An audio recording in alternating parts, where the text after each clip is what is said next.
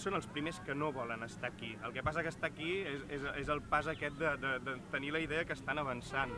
I sí, nosaltres aquests dies el que hem conegut és això, que els estan persuadint perquè vagin als camps militars on els hi diuen que estaran millor, per després trobar legalment la manera de tancar aquests camps militars i emportar-se'ls, no? I l'urgent per la gent d'aquí a Grècia és desallotjar això. I és molt bèstia, la gent està supertranquil·la. Ahir van tallar una carretera aquí a Ecocamp i la tallaven intentant no molestar els grecs, perquè els deien nosaltres no volem molestar la gent grega que està aquí treballant, que ens acullen, que sabem que els hi generem problemes, és molt bèstia. Per això el que intentem nosaltres, i cooperants, voluntaris, tots els que estem per la labor, és que mentre estiguin aquí tinguin una vida digna.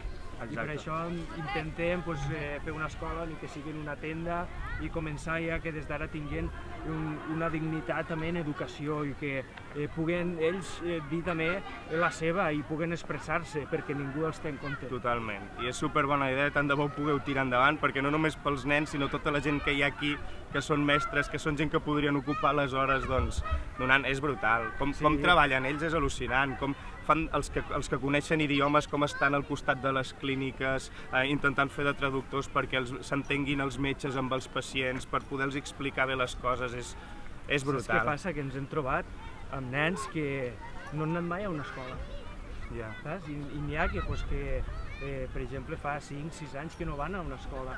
Perquè ja han sortit de la guerra, alguns de la guerra d'Iraq, altres de l'Afganistan, altres de la de Síria.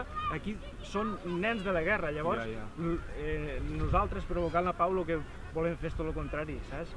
És ajudant aquests nens perquè creixin ja en uns valors de pau i que tinguin una oportunitat molt bona a través de l'educació. Totalment.